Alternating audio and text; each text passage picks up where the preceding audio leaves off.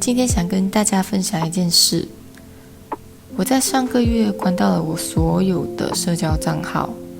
Facebook、IG、X、Threads， 做了一个永久性的删除。在删掉的时候，完全没有重看任何的照片或影片，第一次那么干脆的就做了一个决定。Facebook 和 IG 是我从中学一直用到现在的账号，里面真的有很多很多的回忆，但现在的我只想要腾出更多的空间，给自己一个全新的开始，所以做了这一次彻底的断舍离。我在删掉账号的状态是放松的，没有太多的不舍或是眷恋。在删掉以后的那一秒，反而觉得轻松了很多，也没有任何预期谁会发现。就在1个礼拜以后，陆续收到了几封关心的信息，当然会传简讯关心的，及时发现的，都是一些非常亲近的家人朋友。但感觉大家对我这个举动反应好像蛮大的，大家的反应都是到底出什么事情了，有些甚至没有办法接受。我就很平静地回复着大家，然后一边想，为什么大家的第一反应都是预想一些不好的事情呢？在这里就想跟大家分享说我关掉的原因。那原因有3个，第一个就是我想要慎选我想看的内容。我记得有一次在聚会上碰巧跟几个不怎么熟的朋友聊天，那在场多半都是男生，只有我一个女生。我们聊着聊着就聊到国外一位非常有名的男权主义内容创作者。这位创作者很擅长制造对立话题，所以他的话题很轻易就激起了大众愤怒的情绪，然后在他的评论区下面大吵。他也因此博取了巨大的流量。当时和这群朋友聊天的时候，我们就聊到了这个人其中的一个话题 Feminism 女权主义。这个创作者指出，女生就应该待在家生小孩，照顾家庭，而男性因为女权主义的崛起正在被弱化，不只要和同性竞争，现在也要和异性竞争。在场的男生说着自己有多么的不容易，也有的指出女生在职场上会获得更多的优势啊、好处等等之类的。我在那边听得出他们都蛮认同这些说辞的，而且有的还带有点挑衅的语气说，现实就是这样啊。我当下真的觉得很反感，因为真的有一种不被尊重的感觉，但还是很客气的在旁边听着他们的不容易。但是我想说，女权主义的出现是必然的，因为在过去女性在经济上没办法独立，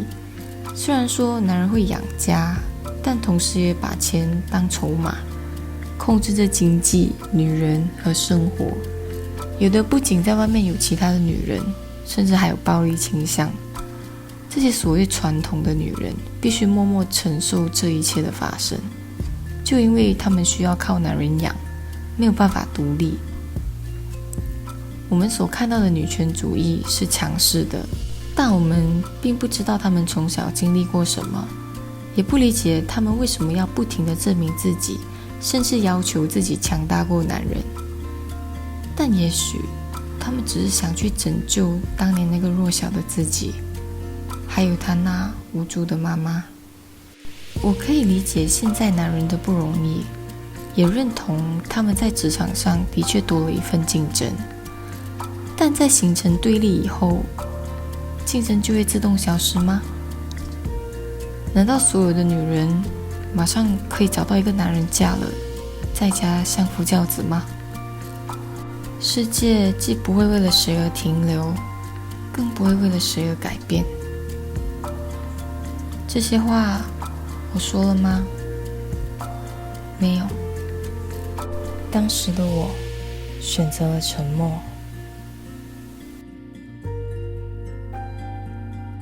也就在那个时候，我开始意识到，原来网络上的言论真的会影响这一群内在不安的人，在现实引起躁动。我心想，他们会讨厌跟他们竞争的女同事吗？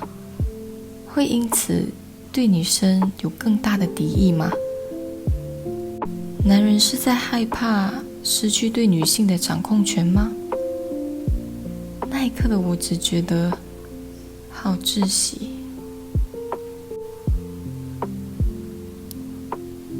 就在那以后，我开始意识到，我应该要慎选自己接收的内容了。我后来一直在想，应该要怎么判断一个内容是否对自己有利。后来我发现，其实蛮简单的，就是凭感觉，可以去观察一下，在看完以后，你的感觉是变轻了还是变重了。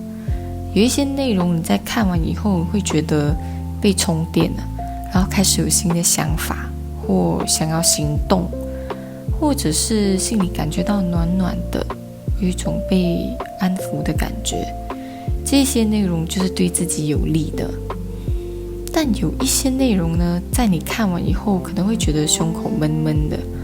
或者是莫名的感觉到烦躁，开始焦虑自己是不是哪里不够好，然后开始拿自己跟荧幕前的那个对象比较。我不知道大家有没有过这种经历，就是我们在刷手机的时候，刷着刷着，看着看着，就突然很想要留言骂人，或者是看到某个人的生活，心里莫名的感到心慌。那一种冲动本身就是一个信号，不是那个内容有多厉害，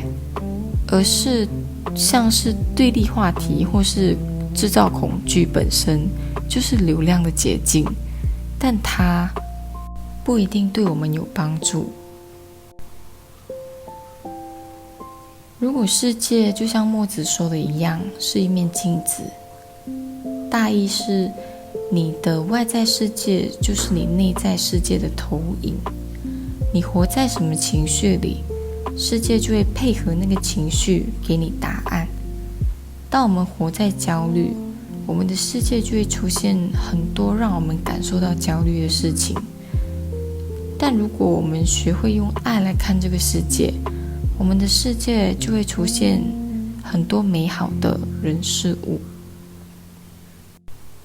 我选择后者，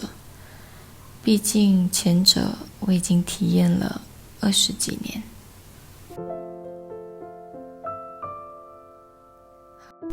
第二点让我想要删除所有账号的原因是，我想要清空不必要的人际关系。我数了一下，删掉之前我在 IG 上有接近1000多个 followers， 而我真正认识的可能不到200个，剩下那800个人我叫不出名字，但他们好像可以随时随地都看到我在干嘛，去哪里，和谁在一起。我从来没有认真想过这件事情，因为我没有特别去经营自己的社交媒体。一直到我删掉的那一刻，我才发现，原来我一直在对这一群陌生人表演生活。但我也觉得应该也没有太多人在意或发现啦，毕竟熟的一定都会有联系方式，所以我不会这么担心失去了什么。那第3点就是我想跟过去的自己说再见。这些账号里面有很多很多照片，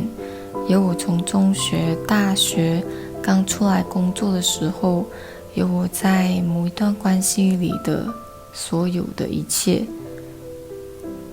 这一次我没有重看这些照片或影片，不是因为那些回忆不好，而是我知道，如果我开了，我就会开始留恋，然后就删不掉了。我之前就是这样，在以前我觉得 IG 是自己的一个小天地，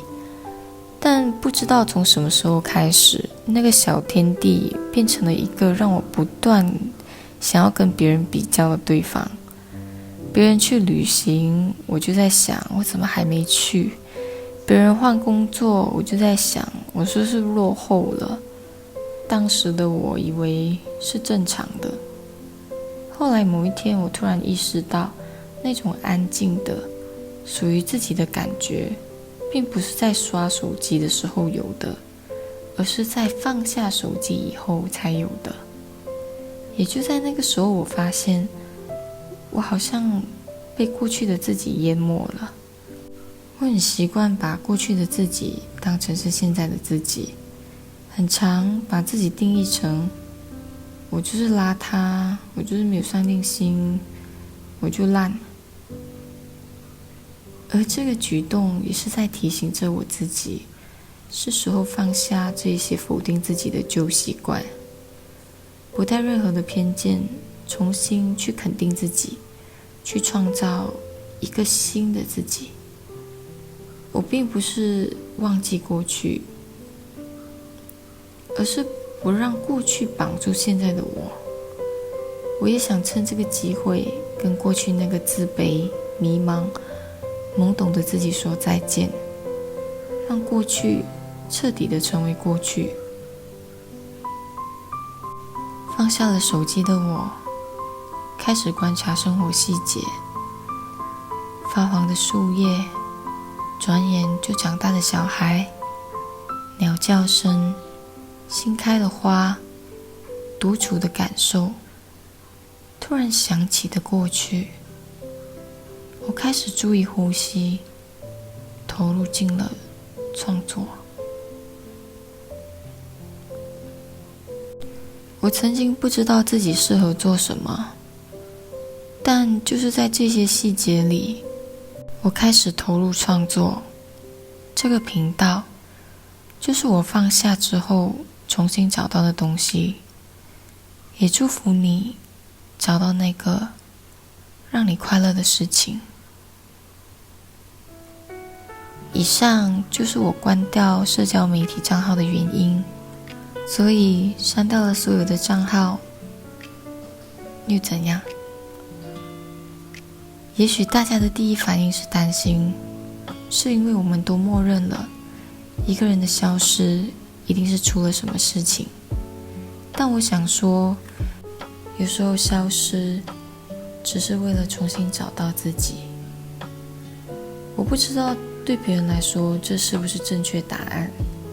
但对当时的我来说，那一秒按下删除是我很久以来做的最轻的一个决定。也许你不需要删除掉账号，但我想问你一件事，你上一次主动选择自己看什么内容是什么时候？底下留言跟我分享。今天就分享到这里咯，我们下期见，拜拜。